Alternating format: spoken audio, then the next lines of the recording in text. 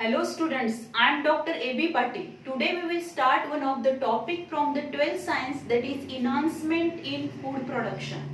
So in this lecture we will discuss about how the food production which can be increased by the plant breeding and animal breeding, as well as we also discuss about the microbes in the human welfare in this topic. So first of all we start from the plant breeding. So Food is a basic need of the living organism and which provide energy to us for everything or all the biochemical activities which are takes place in our body, all activities which can be carried out by the living organism. For these activities the living organism needs food because food provide energy to the living organism. Then if you observe this food, the food which provide energy and which keep us alive, then healthy, and also we can carry out the different life processes. So the food production which is very important one, because if you observe the plants having the ability to prepare their own food material by the process of photosynthesis. But human beings and other animals, they can't prepare their own food material by the process of photosynthesis, but they directly or indirectly depend upon the plants to fulfill their food requirement. जी काही त्यांची food requirement आहे त्याच्यासाठी ॲनिमल्सला कोणावरती depend राहावं लागणार आहे, प्लांट्सवरती, कारण animals हे डायरेक्टली फोटोसिंथेसिसनी फूड मटेरियल प्रिपेअर करू शकणार नाहीये. So for the fulfillment of our basic need, the food production is increased, because if you observe the day by day the population which is increases throughout the world, and to fulfill the all food requirement of each and every organism, every human being, there is a need to increase the food production, because food is nothing but the nutritious, healthy, as well as the also which containing the different proteins, vitamins, carbohydrate, and a non-poisonous edible component which is nothing but the food, and which is available in the form of solid or the liquid. Whenever it is a drink or the solid one, then it is digested and absorbed in our body, and from this food we get the different nutrients. And so fulfill our food requirement, the quantity and quality of the food which can be increased, and this can be carried out by developing the new varieties. जे काही new varieties आपण develop करणार आहोत, त्या new varieties मुळे आपण काय करू शकणार आहोत, we can increase the food production as well as we increase the yield of that crop plant, and we can fulfill the basic needs of the human being. And for that purpose also the plant breeding and the animal breeding help us to increase the food production. म्हणजे जर आपण बघितलं plant breeding and the animal breeding, जे काही plant breeding आहे आणि animal breeding help us to increase the food production. म्हणजे जर आपण प्लांट ब्रीडिंग हे टेक्निक वापरलं किंवा ॲनिमल ब्रीडिंग हे टेक्निक वापरून आपण काय करू शकणार आहोत, फूड प्रोडक्शन इन्क्रीज करू शकतो.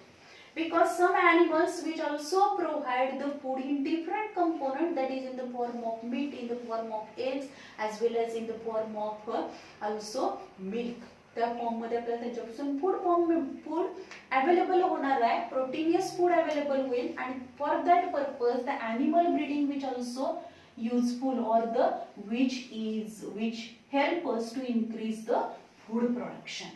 Then the plant breeding. Here we discuss about the plant breeding, then different steps of the hybridization technique. So plant breeding is nothing but, or this technique which is started whenever there is a human civilization, or when the colonies of the human being they live together, and then when they started the agricultural practice. From that the From that period, the plant breeding technique is introduced. Means nearly 10,000 years ago, this plant breeding technique which is introduced in the agriculture, or this plant breeding techniques practices which can be carried out by the farmers from thousands of years ago, and they produce the different varieties and they increase the yield of the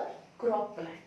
So if you observe, what is the meaning of this plant breeding? Plant breed is a applied branch of the botany. ही बॉटनीची एक applied branch असणार आहे, and in this branch which involves the collective use of an art and science for the changing and improving the heredity of the plant for developing desired plant.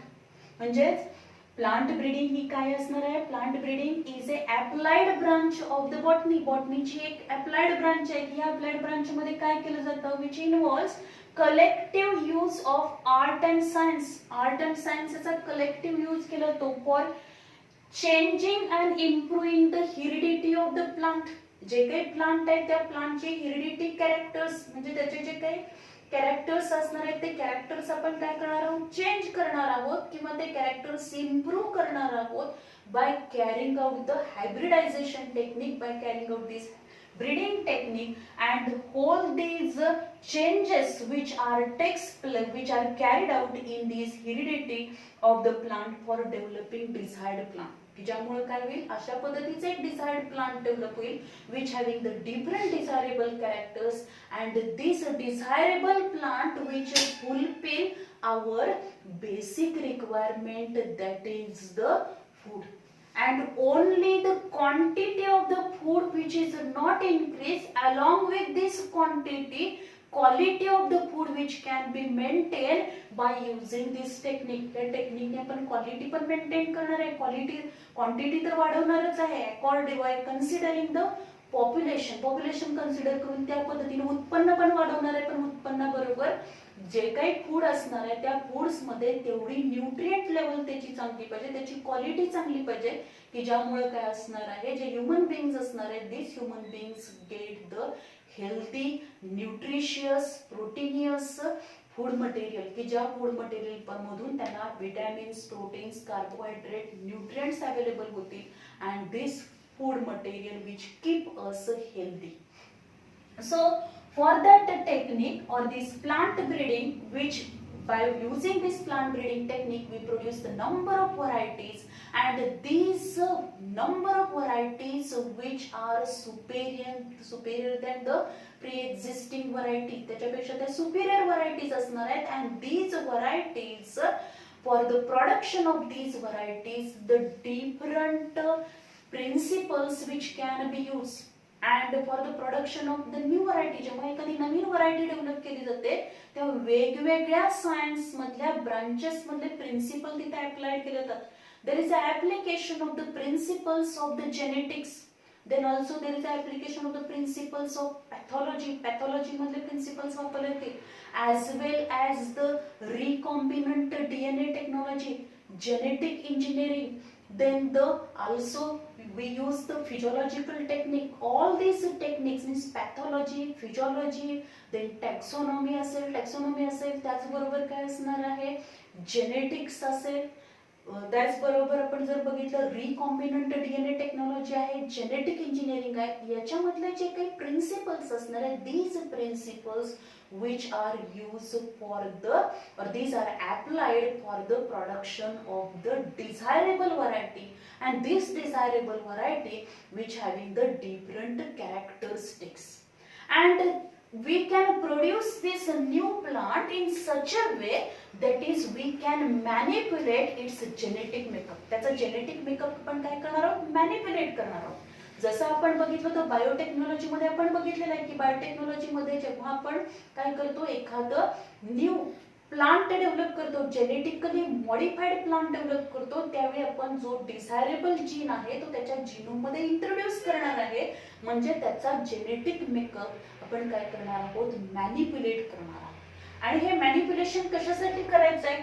To produce the new variety which is superior than the other varieties of the same genus species. त्या genus species मधल्या ज्या different variety आहेत त्याच्यापेक्षाही superior variety आपल्याला develop करायची असेल, for that purpose the different techniques which are used. Then if you observe, there are the different scientists which are involved in this development of the new varieties, and especially if you observe, there is a green revolution, and this green revolution which can be carried out to solve the feminine problem as well as to save the different peoples of the different countries from this feminine problem, and to increase the production. And for that purpose the scientists develop different new varieties of the wheat and rice to fulfill. Specially सुरुवातीला ज्या नवीन variety develop केल्या गेल्या त्या semi dark variety develop केल्या गेल्या, आणि त्या semi dark variety कोणत्या होत्या तर व्हीट आणि राईसच्या होत्या. कारण these are the staple food of the each and every human being throughout the world. पूर्ण जगातल्या प्रत्येक माणसाचं हे बेसिक काय असणार स्टेपल फूड आहे, ते इझिली पुअर पर्सनला पण अवेलेबल होऊ शकेल. आणि त्या व्हरायटीनी ह्या ज्या नवीन व्हरायटी डेव्हलप केल्या गेल्या त्याच्यामध्ये quantity and quality this can be maintain. And first one, that is the Dr. Norman E. Borlaug, which has been known as a father of green revolution. Borlaug just scientist आहे, त्यांना काय म्हटलं तर Dr. Borlaug has been known as a father of green revolution because he is one of the agriculture's greatest spokesperson होते की जे the spokesperson होते की ज्यांनी काय केले होते तर डिफरंट जे काही ॲग्रिकल्चरशी रिलेटेड जे न्यू टेक्निक्स आहेत, न्यू ॲप्लिकेशन्स असणार आहेत, these are introduce in the agriculture for the development of the new variety. They develop specially the new variety of the rice and wheat, and due to which throughout the different countries or throughout the world these new varieties which are used to increase the production. And he's saving the millions of lives from the famine in India, Mexico and Middle East. And for his valuable work the Borlaug awarded a Nobel Prize in 1970. Then if you observe in India मध्ये जर आपण बघितलं Dr. M.S. Swaminathan has been known as father of green revolution in India. आपल्या इंडियामध्ये जे green revolution घडवून आणलं गेलं त्याच्यामध्ये मेन जो रोल असणार आहे तो कुणाचा आहे एम एस स्वामीनाथन यांचा रोल आहे. And M S Swaminathan he is pioneer in the mutation breeding in India.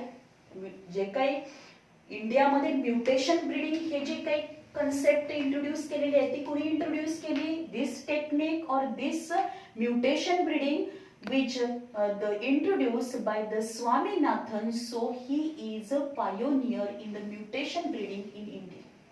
He advocated moving India to sustainable development as well as especially using the environmentally sustainable agriculture. Environmentally sustainable agriculture अशा पद्धतीने agriculture मध्ये development केलेले आहेत की these techniques which are introduced in the agriculture which are helpful to the environment, which are not harmful to the environment, means the environmentally sustainable agriculture as well as sustainable food security and the preservation of the biodiversity. त्याचबरोबर त्यांनी काय केलेलं आहे तर mostly त्यांचं work जे असणार आहे तर बायोडायव्हर्सिटी कन्झर्वेशन तर केलेलंच आहे. एन्व्हायरमेंटली सस्टेनेबल जे काही टेक्निक्स त्यांनी वापरले आहेत which are beneficial to the environment, which are not harmful to the environment, as well as they also focus on the biodiversity conservation, because if we conserve this biodiversity then these wild varieties of the crop, wild varieties of the plants which are used for the production of the new varieties, because the wild varieties of the plants which are having the resistant capacity as compared to the new hybrid variety, ज्या काही नवीन hybrid variety आपण develop करतो त्याच्यापेक्षा wild variety मध्ये काय असणार आहे, resistance जो असणार आहे अगेन्स्ट द एन्व्हायरमेंटल स्ट्रेस असेल, against the different the insect असतील, त्याचबरोबर डिफरंट पेस्ट असतील, डिफरंट पॅथोजन असतील, याच्या अगेन्स्ट त्याच्यामध्ये काय असणार आहे, रेझिस्टंट कॅपॅसिटी जास्त असते. So the specially they focus on these points. Then if you observe, whenever there is a development of the new varieties or the hybrid varieties at that time, specially there is a main techniques or the specially focus on, that is the yield of the crop which can be increased, as well as quality of the crop or the food which can be maintained. Along with this quality and quantity, the other characters which can be also maintained, or these characters which are introduced in the plant, due to which there is a development of the new variety which is superior than the pre-existing variety, and this variety which is resistance to the environmental stress. जे environmental stress असतील, कुठल्याही environmental stress condition मध्ये, म्हणजे extreme cold condition असेल किंवा drought condition develop झाली किंवा temperature मध्ये काही चेंजेस झाले, मॉइश्चर कंटेंट मध्ये चेंजेस झाले, अशा एन्व्हायरमेंटल स्ट्रेस कंडिशनला सुद्धा ती व्हरायटी काय व्हायला पाहिजे, लाईव्ह राहिली पाहिजे. As well as this variety which is resistant to different resistance against the different pathogens like the fungi, then the virus, bacteria, याच्या अगेन्स्ट सुद्धा त्याच्यामध्ये रेझिस्टन्स असला पाहिजे. as well as this variety which is resistance against the different insect as well as pest, means insect and pest resistant varieties which are developed by this plant breeding technique. या plant breeding technique नी अशा पद्धतीच्या varieties develop केल्या गेल्या. आता याच्यामध्ये जर आपण बघितलं, what are the different methods of the plant breeding. Plant ब्रीडिंगच्या कोणकोणत्या मेथड्स असणार आहे. Firstly that is the introduction, then selection of the pure plants, then the next hybridization. This is one of the technique which is used in the plant breeding मध्ये ही technique वापरलं जातं. then the next mutation breeding आपण करू शकतो, and by this mutation breeding we can produce the new variety. then polyploidy breeding म्हणजे काय असणार आहे, जो प्लॉइडी नंबर आहे तो पॉलीप्लॉइडी, जे हॅप्लॉइड, डिप्लॉइड आपल्याला माहित आहे, ट्रिप्लॉइड, त्यानंतर टेट्रॅप्लॉइड, हेक्साप्लॉइड, हेप्टॅप्लॉइड, या पद्धतीने काय करणार आहे, प्लांट मध्ये आपण काय करू शकतो, तर पॉलीप्लॉइडी ब्रीडिंग पण करू शकतो. म्हणजे अशा दोन व्हरायटी मध्ये आपण क्रॉस करू शकतो की एका व्हरायटीचा जो काही जेनेटिक, म्हणजे त्याचा जो काही जीनोम, आपण जर त्याचा नंबर बघितला, क्रोमोसोम नंबर बघितला, तर ती कसं असणार आहे, तर ती हॅप्लॉइड असेल, आणि दुसरी जी असणार आहे ती टेट्रॅप्लॉइड असेल. या दोन्ही मध्ये क्रॉस करून आपण पेंटॅप्लॉइड सुद्धा डेव्हलप करू शकतो. पेंटॅप्लॉइड म्हणण्यापेक्षा आपण त्याच्यामध्ये काय करणार आहोत, तर एक डिप्लॉइड आहे, एक टेट्रॅप्लॉइड आहे. या दोन्ही मध्ये जर क्रॉस केला तर आपल्याला जी न्यू व्हरायटी मिळणार आहे, टेट्रॅप्लॉइड पासून जे गॅमेट फॉर्म होतील ते डिप्लॉइड असणार आहे, जे डिप्लॉइड त्याच्यापासून हॅप्लॉइड आपल्याला गॅमेट मिळतील. In this way we can produce the triploid. नवीन जी व्हरायटी डेव्हलप होणार आहे ती ट्रिप्लॉइड मिळू शकते. किंवा आपल्याला अशा पद्धतीचे पण प्लांट्स डेव्हलप करता येतील की ज्यांचा प्लॉइडी नंबर, म्हणजे प्लॉइडी नंबर हा पेंटॅप्लॉइड असेल, त्यानंतर ऑक्टॅप्लॉइड असू शकतो, हेक्साप्लॉइड असू शकतो. या पद्धतीने आपण काय करू शकतो, पॉलीप्लॉइडी ब्रीडिंग पण आपल्याला करता येईल. Then molecular plant breeding. By molecular plant breeding we also produce the new varieties. Then tissue culture. तर टिश्यू कल्चर टेक्निक मध्ये आपण काय करणार आहोत, by using the single cell or the group of cells or any part of the small part of the plant body, we can produce the whole plant body. म्हणजे आपण काय करणार आहोत, सपोज एखादा प्लांट काय असणार आहे, त्याच्यामध्ये इन्फेक्शन असेल, आणि इन्फेक्शन कुठलंही त्याच्यामध्ये जर एखादा बॅक्टेरियल इन्फेक्शन असेल, फंगल इन्फेक्शन असेल, व्हायरल इन्फेक्शन असेल, पण जर आपण प्लांट बघितला तर प्लांटचा जो काही ग्रोईंग अपेक्स असणार आहे, हा जो स्टेम आहे त्या स्टेमचा ग्रोईंग अपेक्स आहे तो काय असणार आहे, तिथं अजूनपर्यंत इन्फेक्शन झालेलं नाही. असा हा अपायकल पोर्शनच आपण काय करू शकतो, कट करून तो काय करणार आहे, स्टरीलाइज केला जातो, त्याचे स्मॉल पीसेस केले जातात आणि त्याच्यातल्या एका छोट्याशा स्मॉल पीस पासून आपण टिश्यू कल्चर टेक्निकनी आर्टिफिशियल कल्चर मीडियम वरती या पद्धतीनं आपल्याला काय करता येईल, या टेस्ट ट्यूब वरती तो इंट्रोड्यूस करून त्याच्यापासून कॅलस फॉर्मेशन होईल. या कॅलस फॉर्मेशनचं परत काय होणार आहे, ऑर्गनायझेशन होईल. Means the root stem leaves त्याच्यापासून डेव्हलप होतील आणि न्यू प्लांट बॉडी आपल्याला डेव्हलप करता येते. So in this way by tissue culture टेक्निकनी सुद्धा आपल्याला काय करता येते, तर plant breeding this we can produce the new plants. किंवा आपल्याला अशा पद्धतीने पण प्लांट प्रोड्यूस करता येतात की ज्यामुळे काय करणार आहे, आपण जे काही सेल आहे त्या सेलचा जेनेटिक मेकअप आपण चेंज करणार by introducing the new gene. एखादा नवीन जीन त्याच्या डीएनए मध्ये इंट्रोड्यूस करणार, त्याचा जेनेटिक मेकअप आपण चेंज केला, म्हणजे रिकॉम्बिनंट डीएनए टेक्नॉलॉजी आपण वापरली आणि ती जी काही सेल असणार आहे, this cell which is introduce on the artificial culture medium and by the tissue culture technique we can produce the new plant. नवीन प्लांट आपल्याला प्रोड्यूस करता येईल. देन रिकॉम्बिनंट डीएनए टेक्नॉलॉजी इथं आलेलीच आहे. रिकॉम्बिनंट डीएनए टेक्नॉलॉजीने आपण काय करणार आहोत, न्यू व्हरायटी डेव्हलप करू शकतो which having the desirable characters. म्हणजे जे आपल्याला नवीन कॅरेक्टर त्याच्यामध्ये इंट्रोड्यूस करायचं, जसं आपण BT cotton, BT brinjal develop केलेलं आहे, golden rice. These are the different examples which are produced by the recombinant DNA technology.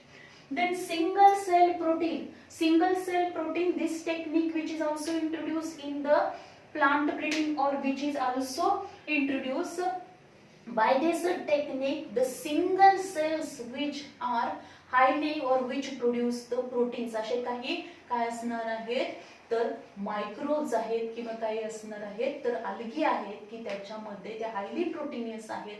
ते आपण काय करणार आहोत, आर्टिफिशियल कल्चर मीडियम वरती त्याचबरोबर नॅचरल एन्व्हायरमेंट प्रोव्हाइड करून त्याचं मल्टिप्लिकेशन आपण करणार आहोत. And this single cell protein, this technique which is also use. Then we discuss about the steps of hybridization technique. The steps of hybridization technique, याच्यामध्ये पहिलं जर आपण बघितलं, collection of the variability from the germplasm or the gene bank. पहिल्यांदा आपल्याला काय करायचंय, selection of the plants.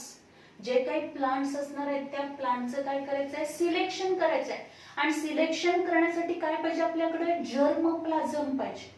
And for that purpose, the germplasm which can be conserved by the advanced technique, and this germplasm conservation which can be carried out by the two way. दोन प्रकारे germplasmचं conservation केलं जातं. And this germplasm conservation which is carried out by the in situ conservation, and in situ conservation means conservation of these different varieties of the specific plant. म्हणजे for example जर आपण rice consider केला, Oryza sativa, it is the scientific name of the rice. राईसचे scientific name आहे. ह्या ओरायझा सटायवाच्या different आपण काय केलेल्या आहेत, व्हरायटी काय केलेल्या आहे, त्याचा जर्मप्लाझम आपल्याला काय करायचं आहे, तर प्रिझर्व करून ठेवायचं आहे, कॉन्झर्व करून ठेवायचं आहे. किंवा अदर काही फॉरेस्ट मधले प्लांट्स असतील, डायकॉट असतील, मोनोकॉट प्लांट्स असतील, याचे जे काही जर्मप्लाझम आपण कॉन्झर्वेशन करू शकतो. इन सिटू कॉन्झर्वेशन करणार म्हणजेच काय करणार आहे, नॅचरल एन्व्हायरमेंट मध्ये आपण त्याचं कॉन्झर्वेशन करणार.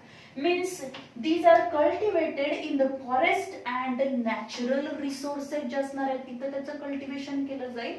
ॲज वेल ॲज डिफरंट प्लांट्स आपण कल्टिवेट करणार आहोत. ते प्लांट्स आपल्याला काय करता येतील, त्याचे सीड्स असतील किंवा ते प्लांट्स आपल्याला कशासाठी वापरता येणार आहेत.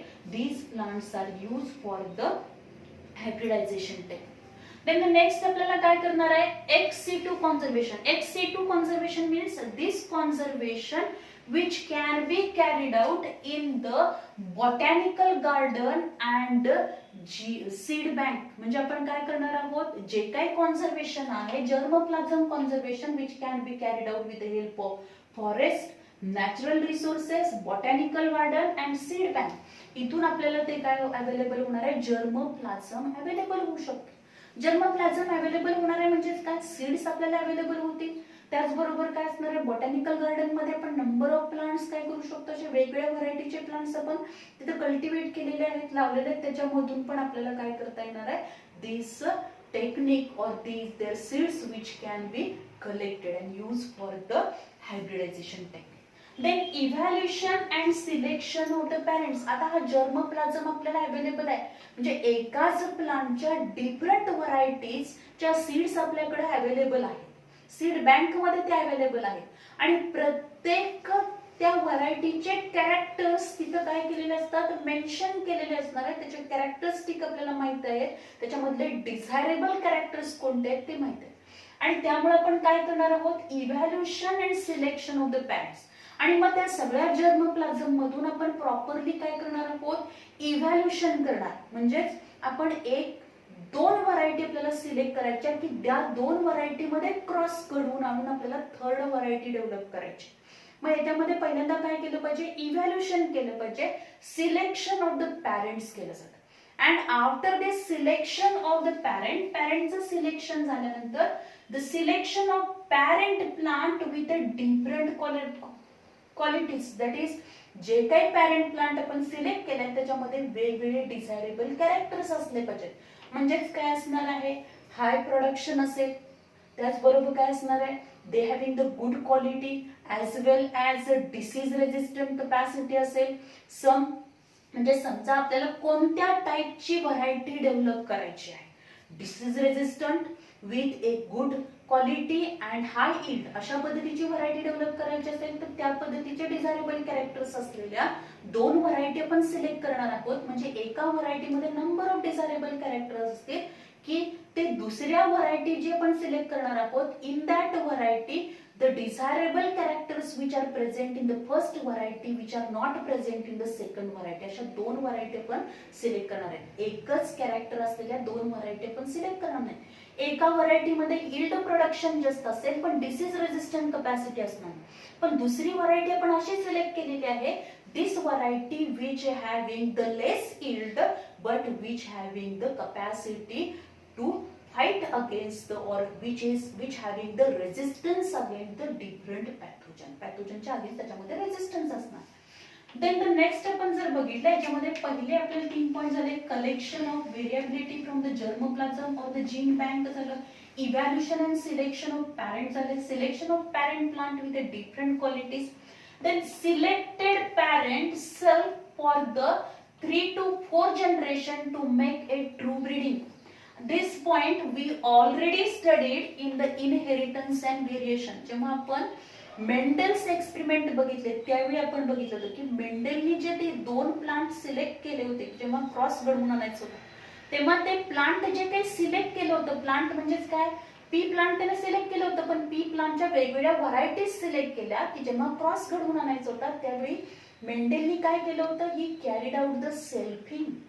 सेल्फिंग म्हणजेच काय करणार आहोत आपण, इथं पण आपल्याला तेच टेक्निक वापरायचं आहे. Selfing which can be carried out means there is a self pollination which can be carried out in these plants. या प्लांट्स मध्ये सेल्फ नॅचरली जर सेल्फ पॉलिनेशन त्याच्यामध्ये होत असेल तर काही प्रॉब्लेमच नाही, त्याच्यामध्ये सेल्फ पॉलिनेशन आपण घडवून सेल्फ पॉलिनेशन होऊन देणार आहे नॅचरली. आणि होत नसेल तर आपण काय करणार आहोत, सेल्फ पॉलिनेशन घडवून आणणार आहे की ज्यामुळे काय होईल, त्याच प्लांट मधले जर काय असणार आहेत, पोलन ग्रेन असणार आहे, these pollen grains which are dusted on the stigma of the same plant, त्याच प्लांट मधल्या एकाच फुलातले जे परागकण आहेत त्याच फुलातल्या स्टिग्मावरती डस्ट करणार, म्हणजे सेल्फ पॉलिनेशन होऊन देणार आहे. सेल्फ पॉलिनेशन झाल्यामुळे काय होईल, आणि ही सेल्फ पॉलिनेशन घडवून आणलं आपण, जे सीड्स कलेक्ट करणार आहोत, again these seeds are sowing, again self pollination can be carried out. This can be repeated up to 3 to 4 generation. हे सेल्फिंग आपल्याला 3 ते 4 जनरेशन करायचंय. कशासाठी करायचंय, to check the purity of the plant. म्हणजे ज्या कॅरेक्टर्स डिझायरेबल कॅरेक्टर्स साठी आपण ते प्लांट सिलेक्ट केलेलं आहे ते डिझायरेबल कॅरेक्टर्स त्या प्लांट मध्ये आहेत की नाही, आणि जरी त्याच्यामध्ये 2-3 जनरेशन आपण जर त्याचं प्रोडक्शन घेतलं तर ते तसेच डिझायरेबल कॅरेक्टर आपल्याला 4थ्या जनरेशन पर्यंत दिसतात की नाही हे चेक करण्यासाठी आपण काय करणार आहोत, selfing which can be carried out and to make the true breeding. जे कशासाठी करणार आहोत, to make the true breeding. Then after selfing झाल्यानंतर एकदा का त्याची प्युरिटी आपण चेक केली, त्यानंतर नेक्स्ट काय करणार आहोत, identification of the parent as a male parent and female parent, this can be identified. आता त्याच्यामध्ये आपण काय करणार आहोत, त्या ज्या दोन व्हरायटी आहेत त्या दोन व्हरायटी मधल्या, सपोज ए अँड बी अशा दोन व्हरायटी आहेत, तर ए व्हरायटीला आपण मेल कन्सिडर केला, बी व्हरायटीला आपण काय करणार आहोत, फिमेल व्हरायटी कन्सिडर करणार. जे मेल पॅरेंट असणार आहे, this male parent which is consider as a donor, donor म्हणून कन्सिडर केलं जाणार आहे. कारण मेल पॅरेंट मधले फक्त आपण काय घेणार आहोत, pollen grain. We collect the pollen grain dusted on the stigma of the female parent and this female parent which is known as a recurrent, त्याला रिकरंट म्हटलं जातं, आणि मेल पॅरेंटला डोनर म्हटलं जातं. जे काही फिमेल पॅरेंट आपण सिलेक्ट केले, जी व्हरायटी आपण फिमेल पॅरेंट म्हणून सिलेक्ट केलेली आहे, this female parent which having the number of desirable characters as compared to the male parent. म्हणजे या A आणि B व्हरायटी मध्ये आपण B जर फिमेल कन्सिडर केली आहे, तर ही B व्हरायटी जी असणार आहे त्या B व्हरायटी मध्ये A व्हरायटी पेक्षा काय असणार आहे, जास्त डिझायरेबल कॅरेक्टर असणार आहेत, गुड क्वालिटी असतील, चांगले कॅरेक्टर त्याच्यामध्ये प्रेझेंट असणार ॲज कम्पेअर टू मेल. आणि जे कॅरेक्टर या फिमेल पॅरेंट मध्ये आहेत ते कॅरेक्टर मेल पॅरेंट मध्ये नाही, त्याच्यामध्ये पण काही डिझायरेबल कॅरेक्टर्स आहेत की जे या फिमेल पॅरेंट मध्ये नाहीये. त्यामुळे जास्त डिझायरेबल कॅरेक्टर असलेल्या ह्याला आपण व्हरायटीला फिमेल पॅरेंट म्हणून कन्सिडर करणार. And the male variety or the male parent is selected which having the different characters which are not similar to the female, and so these male and female parents which are identification of the parents as a male parent and the female parent. Then collection of the pollen grain from the flower of the male parent.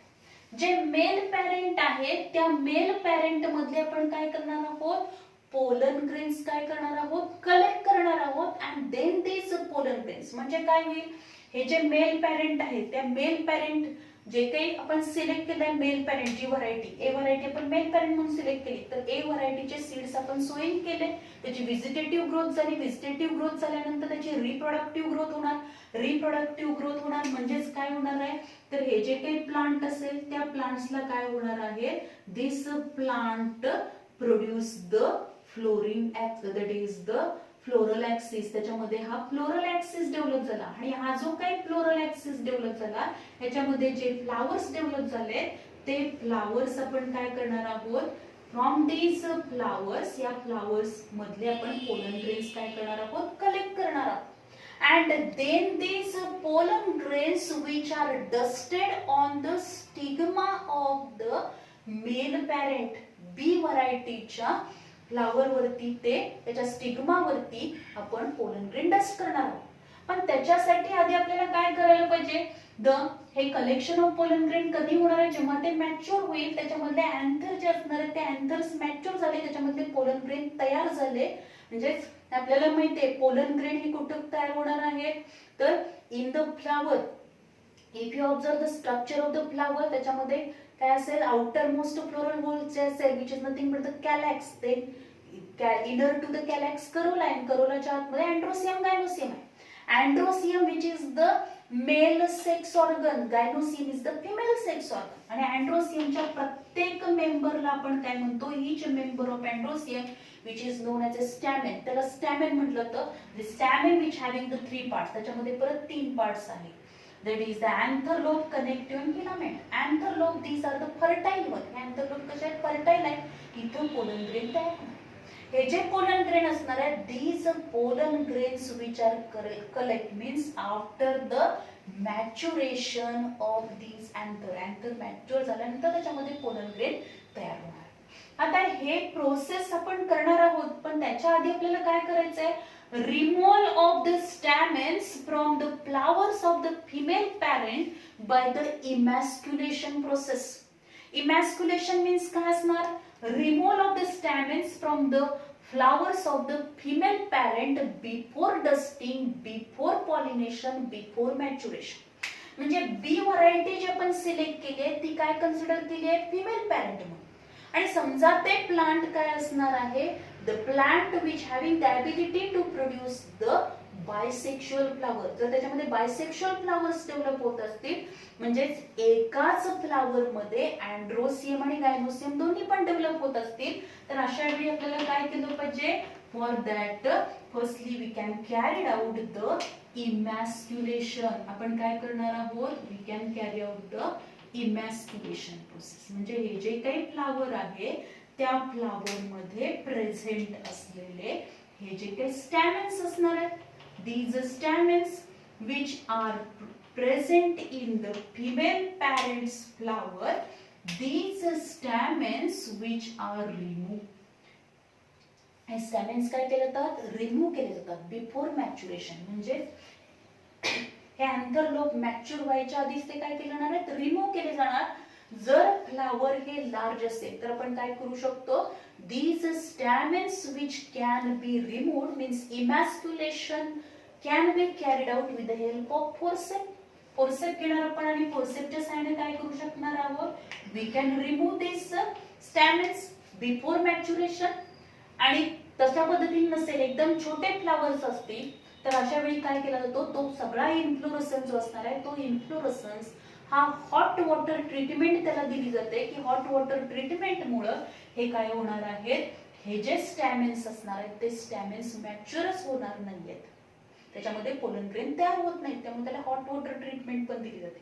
बऱ्याच वेळेला काही chemical treatment पण देऊन सुद्धा काय करणार आहोत तर त्या जे काही स्टॅमेन्स आहेत त्या स्टॅमेन्स आपण मॅच्युअर होऊ देणार नाही, त्याच्यामध्ये पोलन ग्रेन तयार होऊ देणार. एकदा का हे स्टॅमेन्स आपण त्याच्यामधून रिमूव्ह केल्यानंतर this flower which is consider as a female flower. हे फिमेल फ्लावर आहे, फिमेल प्लांटचं हे फिमेल फ्लावर आपण कन्सिडर करणार आहोत की ज्याच्यामध्ये काय नाहीये तर स्टॅमेन्स नाहीये. देन दिस फ्लावर इमॅस्क्युलेटेड फ्लावर जे असणार आहे, दिस emasculated flower which is covered with a butter paper bags or the polythene bags. याच्यावरती बटर पेपर बॅग्स किंवा पॉलिथिन बॅग्स ने हे कव्हर केलं जातं to avoid the dusting of the pollen grains from the other plant. दुसऱ्या plant मध्ये दुसऱ्या एखाद्या व्हरायटीचे पोलन ग्रेन याच्या स्टिग्मावरती पडू नयेत म्हणून ते काय करणार आहेत? This can be this emasculated flower which is covered with a polythene or the paper bag नी ते कव्हर केलं जातं आणि याला म्हटलं तर बॅगिंग. काय म्हटलं तर? बॅगिंग म्हटलं. आणि एकदा का हा स्टिग्मा मॅच्युअर झाला after that this stigma is dusted with the pollen grains. त्याच्यावरती काय केले जाणार आहे तर हे जे काही आपण pollen grains collection of the pollen grains from the flower of the male parent and these pollen grains which can be dusted on the stigma of the female parent. female flower च्या stigma वरती आपण काय करणार आहोत? Pollen grains dust करणार. and this is nothing but the artificial cross pollination. त्याला काय म्हटलं तर? artificial cross pollination by using the pollen grains collected from the male parent. म्हणजे आपल्याला इथं दोन आपण व्हरायटी सिलेक्ट केल्या, ए आणि बी. ए मेल कन्सिडर केले, बी फिमेल कन्सिडर केले. ए मध्ये जेव्हा त्याचे पोलन ग्रेन्स म्हणजे अँथर्स मॅच्युअर होणार, पोलन ग्रेन तयार झाले ते कलेक्ट केल्यानंतर आपण काय करणार आहोत? हे बी जे असणार आहोत त्याच्या आधीच म्हणजे ही प्रोसेस सुरू असतानाच जे बी व्हरायटी आपण सिलेक्ट केली आहे त्या बी व्हरायटी मध्ये जर ते बायसेक्शुअल फ्लावर असेल तर त्या बायसेक्शुअल फ्लावर मधले काय करणार आहोत आपण तर there stamens which can be remove. त्याचे स्टॅमेन्स रिमूव्ह केले, इमॅस्क्युलेशन कॅरी आउट केलं आणि जेव्हा याचा स्टिग्मा मॅच्युअर होईल at that time we carry out the artificial cross pollination means we dusted the collected pollen grains on the stigma of the female flower means the female parent च्या flower वरती फ्लावरच्या stigma वरती आपण काय केलं? Pollen grain dust केले which are collected from the male parent and in this way we can carry out the cross pollination. After the cross pollination, एकदा काय हे पोलन ग्रेन याच्यावरती डस्ट केले, डस्ट केल्यानंतर परत त्याला बॅगिंग करायचं आहे, टॅगिंग केलं जातं of the emasculated flower of the female parent. म्हणजे इथं काय करणार आहोत आपण, bagging tagging of the emasculated flower of the female parent. हे जे फिमेल पॅरेंट आहे ही सगळी जी प्रोसेस आपण इमॅस्क्युलेशन वगैरे ही जी सगळी प्रोसेस केली आहे ती कधी करणार आहोत आपण, हे फ्लावर जे असणार आहे ते प्लांट पासून रिमूव्ह करायचं नाही आपल्याला, ते प्लांट वरतीच त्याचं इमॅस्क्युलेशन करायचं आहे, प्लांटलाच ते फ्लावर अटॅच असणार आहे, कारण त्याच्यामध्ये सीडची डेव्हलपमेंट व्हायला पाहिजे, फ्रूटची डेव्हलपमेंट व्हायला पाहिजे. त्यामुळं अगदी किनफुली ही प्रोसेस आपल्याला करायला लागते. जेव्हा ते बड कंडिशन मध्ये फ्लावर असणार आहे त्याच वेळी ती बड किनफुली आपण अगदी काळजीपूर्वक ओपन करणार आहोत, अगदी काय करणार आहोत आपण, त्याच्यामधले फोर्सेप्सच्या सहाय्याने काय करणार आहोत, ते स्टॅमेन्स रिमूव्ह करणार आहोत, त्याला बॅगिंग करणार, परत त्याच्यामध्ये क्रॉस पॉलिनेशन घडून येणार आहे. After that bagging and tagging of the emasculated flower of the female parent which can be carried out. And then the tagging, tagging means काय असणार आहे, तर या प्लांटला आपण इथे एक टॅग अटॅच करणार आहोत, and this tag which is form from the, तो कशापासून फॉर्म केला असेल, एकतर त्याच्यामध्ये काय असणार आहे, अल्युमिनियम जे असेल त्याच्यापासून, एक अल्युमिनियम फॉइल पासून किंवा कॉपर फॉइलचा असा पातळ पत्रा असतो त्याच्यावरती आपण सगळे काय करणार आहोत, date of emasculation, name of the plant, जे काही प्लांट आहे त्या प्लांटचं बॉटॅनिकल नेम असेल, 2 व्हरायटीज विच आर सिलेक्टेड, ज्या व्हरायटीज आपण सिलेक्ट केल्या त्या व्हरायटीची नावं त्याच्यावरती मेन्शन केली जातात, त्याचबरोबर date of emasculation, date of cross pollination, all should be, this information should be mention on this tag. या टॅग वरती ते मेन्शन केलं. This is nothing but the tagging, त्याला टॅगिंग म्हटलं. Then the development of the fruit and seed representing the F1 generation. आता याच्यामध्ये पण dusted केले, पोलन ग्रेन डस्ट झाले, पोलन ग्रेन डस्ट झाल्यानंतर काय होणार आहे आपल्याला ऑलरेडी माहिती आहे, फर्टिलायझेशनची प्रोसेस.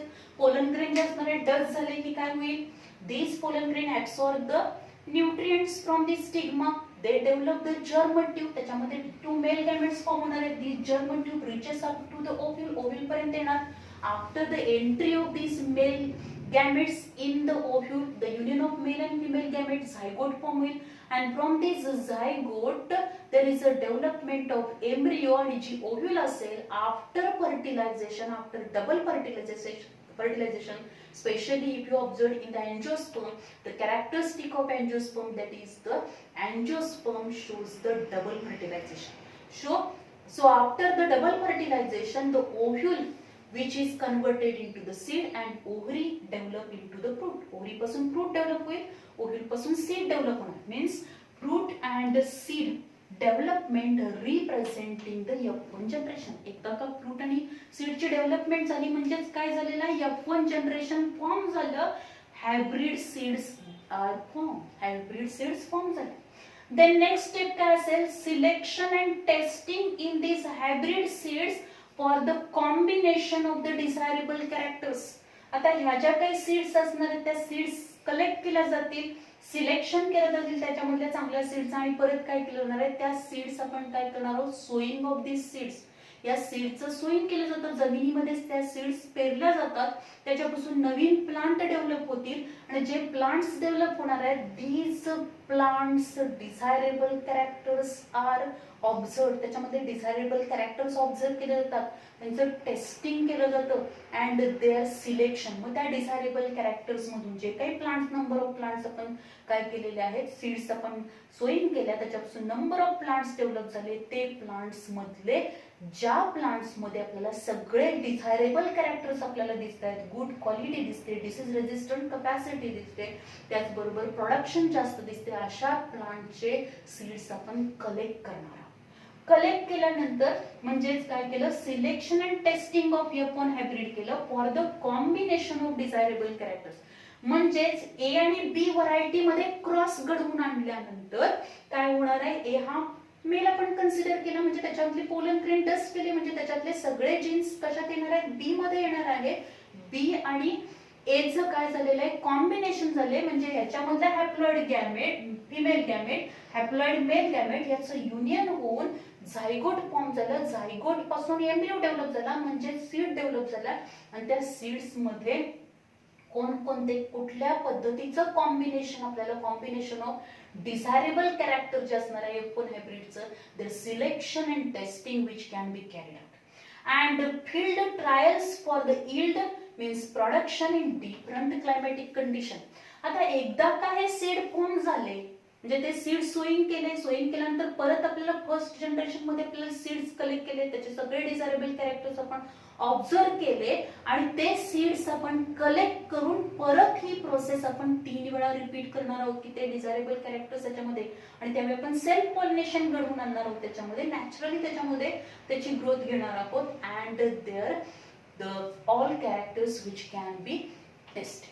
आता सुरुवातीला काय केलं जाणार आहे जेव्हा आपण टेस्टिंग करतो त्यावेळी टेस्टिंग करताना all the means the fertilizers असतील then the other micronutrients then the macronutrients असतील वॉटर असेल हे आपण काय करणार आहोत अंडर ऑब्झर्वेशन आणि तेवढ्याच प्रमाणात त्याला देऊन काय करणार आहोत अंडर ऑब्झर्वेशन त्याची काय करणार आहोत ग्रोथ घेणार आहोत आणि त्याचं टेस्टिंग करणार. ते टेस्टिंग केल्यानंतर आपल्याला त्याच्यामध्ये डिझायरेबल कॅरेक्टर दिसल्यानंतर जे सीड्स आपण सिलेक्ट करणार आहोत कलेक्ट करणार आहोत the field trials for the yield आणि मग ते सीड्स नॅचरल एन्व्हायरमेंट मध्ये फील्ड मध्ये सोईंग केलं जातं आणि फील्ड मध्ये त्या F1 जनरेशनची जे काय हायब्रिड व्हरायटी आपण डेव्हलप केली त्याची प्रॉडक्टिव्हिटी कशी आहे, त्याचं यील्ड कसं आहे, त्याचे डिझायरेबल कॅरेक्टर्स त्या कंडिशनला आपल्याला कसे दिसतात हे आपण चेक करणार.